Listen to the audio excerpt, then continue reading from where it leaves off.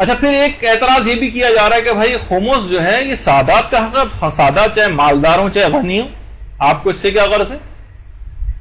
آپ کو خمس سادات ہی کو دینا چاہے وہ کتنے ہی مالدار کیوں نہ ہوں. یہ کتابوں میں لکھی جا رہی ہے چیز.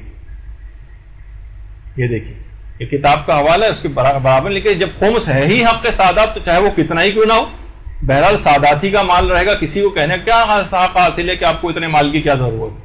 یعنی اغنیاء سادات کو بھی خمس دیا، جو امیر ترین سادات ہیں ان کو بھی خمس دیا جائے. اور فرما رہے ہیں کہ جیسے کوئی یعنی استحقاق اس میں شرط نہیں. اگر ایسا ہی ہے تو پھر وہ جو اعتراض ہے لوگوں کا ویلڈ ہو جائے گا جو پچھلی دفعہ ہم نے پیش کیا تھا کہ کیا یہ اقرب و پروری اور طبقاتی نظام نہیں کہ چلے محروم لوگوں کو دینا تو پھر بھی سمجھ آتا ہے، اغنیاء کو دیتے چلے جاؤ. اسلام کے کیپٹلزم ہے، سرمایہ دارانہ نظام کہ وہ بڑھتا چلے جا رہا ہے سرمایہ داروں کے پاس پیسہ. اور آپ خود دیکھیے کہ پروردگار کو یہ بات معلوم نہیں تھی کہ یہ فصاحت قرآن کے خلاف ہے. کیا یہ بہتر نہیں ہوتا کہ قرآن یہ کہتا کہ اغنیاء کا بھی حق ہے؟ یہ جو قرآن کی آیت ہے وَاعْلَمُوا أَنَّمَا غَنِمْتُم مِّن شَيْءٍ فَأَنَّ لِلَّهِ خُمُسَهُ وَلِلرَّسُولِ وَلِذِي الْقُرْبَى وَالْيَتَامَى وَالْمَسَاكِينِ وَابْنِ السَّبِيلِ. تو یہاں تو ساری اصناف جو تذکرہ ہو رہی ہیں یتامہ، مساکین، وابن السبیل، ان سے صرف نظر کرتے ہوئے آپ کہہ رہے ہیں کہ نہیں ان کو بھی دیا جائے. تو یہ فصاحت قرآن کے خلاف نہیں، پر کہ پروردگار کہہ دیتا کہ بھائی یہ تمام سادات کو دیا جائے تو ان اصناف کو گنوانے کی ضرورت ہی تھی، امیر غریب سب شامل ہو جاتے. جیسے وہ قرآن کی آیت نہیں کہ ان جاءکم فاسق بنبأ فتبینوا، جب کوئی فاسق تمہارے پاس خبر لے کے آئے تو تحقیق کرو. علماء نے 75 صفحات اس آیت کی تشریح میں لکھے. فاسق خبر لے آئے تو تحقیق کرو. اچھا اگر عادل خبر لے کے آئے تو کیا پھر بھی تحقیق کریں؟ علماء فرماتے ہیں کہ اگر عادل میں بھی تحقیق کی ضرورت ہے، فاسق میں بھی تحقیق کی ضرورت ہے، تو پھر پروردگار یہی کہہ دیتا کہ عادل بھی خبر لائے تو تحقیق کر لیا گا تو فاسق خود بخود شامل ہو جاتے، فصاحت قرآن کے خلاف نہیں ہو جائے گا.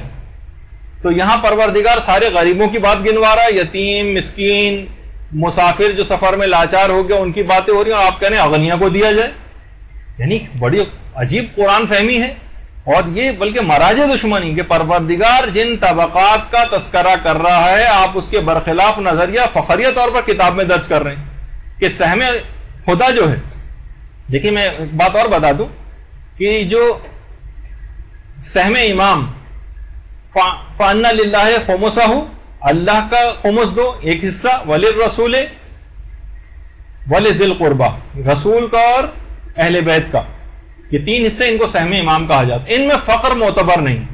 یعنی اگر سہم پروردگار، سہم رسول اور سہم ذی القربہ، اس میں رسول و امام اگر یہ نہیں کہ ان کے پاس اگر مال نہ ہو تو ان کو خمس دو، نہیں، اس میں فقر معتبر نہیں. لیکن یتامہ، مساکین، وابن السبیل، یہ جو سہم سادات کی تین اصناف ہیں ان میں فقر فی قافرے یعنی غربت یہ معتبر ہے. ورنہ خود یہ روایت یعنی جو آیت ہے وہی بتا رہی ہے آپ. تو اگر اغنیاء کو بھی دینا ہوتا تو پھر احادیث میں یہ بات کیوں آئی کہ ایک سال کے خرچے سے زائد نہ دیا جائے؟ ابھی وہ میں آپ کے سامنے پیش کروں گا. اس کا مطلب ہے احادیث کے اندر یہ بات آئی.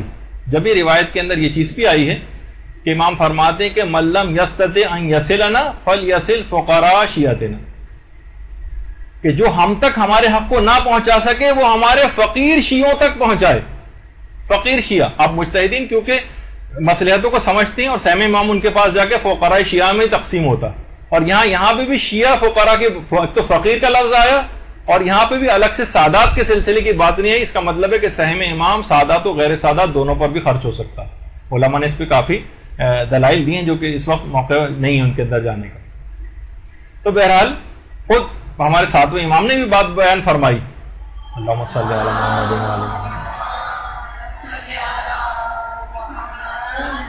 کہ جس میں ایک سال سے زیادہ کے اخراجات سے زیادہ سید کو دیا بھی نہیں جا سکتا. ایک سال سے زیادہ. اچھا بہت سارے افراد یہ بھی کہتے ہیں کہ دیکھیے سادات کا کام فقط وصول کرنا. سادات کا کام فقط وصول کرنا ہے، یعنی یہ پیئی ہوں گے، پیئر نہیں ہوں گے. یہ بھی انہوں نے اپنی کتاب میں لکھا ہے. خمس دینے والے کون، لینے والے کون.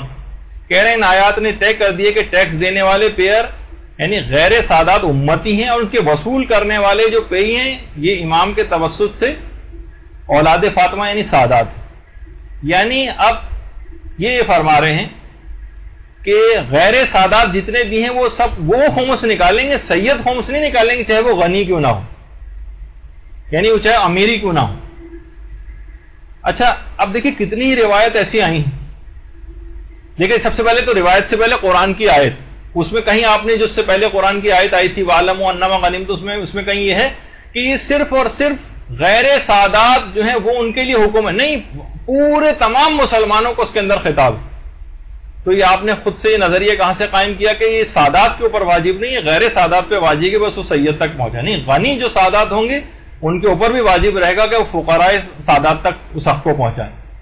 اور بہت ساری روایت اور بھی ہیں، الخمس بعد المعونۃ، کہ امام نے فرمایا کہ سال بھر کے اخراجات کے بعد جو کچھ بچ جائے اس کا خمس دینا، سب کے لیے خطاب ہے۔ یہ نہیں کہ صرف یہ حکم ہم غیر سادات کو کہہ رہے ہیں، اور سادات کو ہم یہ بات نہیں کہہ رہے کہ وہ سادات اگر غنی کیوں نہ ہو ان کے اوپر بھی یعنی خمس اس کے باوجود بھی واجب رہتا ہے، اور وہ ان کے اوپر یہ ضروری رہتا ہے کہ وہ غیر یعنی جو سادات فقراء ہیں ان تک یہ چیز پہنچائی جائے۔ اچھا اب اگر ہم یہ کہیں گے سادات صرف لینے والے ہوتے ہیں، دینے والے نہیں ہوتے، تو جتنے بھی غیر سادات ہیں وہ کہہ سکتے ہیں کہ ہم زکوٰۃ کو لینے والے ہیں، ہم زکوٰۃ دینے والے نہیں۔ تو سادات کو چاہیے کہ وہ زکوٰۃ ہمیں لا کر دیں، لیکن کیونکہ ہم سادات ہم جو ہے وہ زکوٰۃ کو کیونکہ ریسیو ہم کرتے ہیں، تو لہٰذا غیر سادات کے اوپر زکوٰۃ نکالنا واجب نہیں، وہی کہہ سکتے ہیں بات۔ تو بہرحال یہ کہ انتہائی احمقانہ قسم کا ایک استدلال ہے کہ اغنیاء سادات جو ہیں ان کو، اچھا آپ خود دیکھتے ہیں امیر المومنین کی سیرت میں بھی کہ بیت المال سے جو بھی زیادہ مانگتا تھا امام منع کر دیتے تھے۔ عقیل ابن ابی طالب کا کتنا مشہور واقعہ ہے کہ انہوں نے ایک دفعہ زیادہ ڈیمانڈ کیا تھا تو امام نے آگ لے آئے تھے، یعنی مذمت ہے۔ یعنی فقیر ضرورت مند کو بھی واجب جتنی چیزیں ہوتی ہیں، جتنی اس کی ضروریات ہوتی ہیں اس سے زیادہ نہیں دیا جا سکتا، ایک سال کی خرچے سے زیادہ اس کو نہیں دے سکتے۔ اسی طریقے سے جیسے فطرہ ہے، کبھی آپ کہتے ہیں کہ بھائی فطرہ سادات کیونکہ فطرے کو سادات سے ریسیو کرتے ہیں لہٰذا اغنیاء سادات کو بھی فطرہ جائے گا، نہیں، اغنیاء سادات یعنی غنی سادات، مالدار سادات فقراء سادات تک فطرے کو پہنچائیں گے۔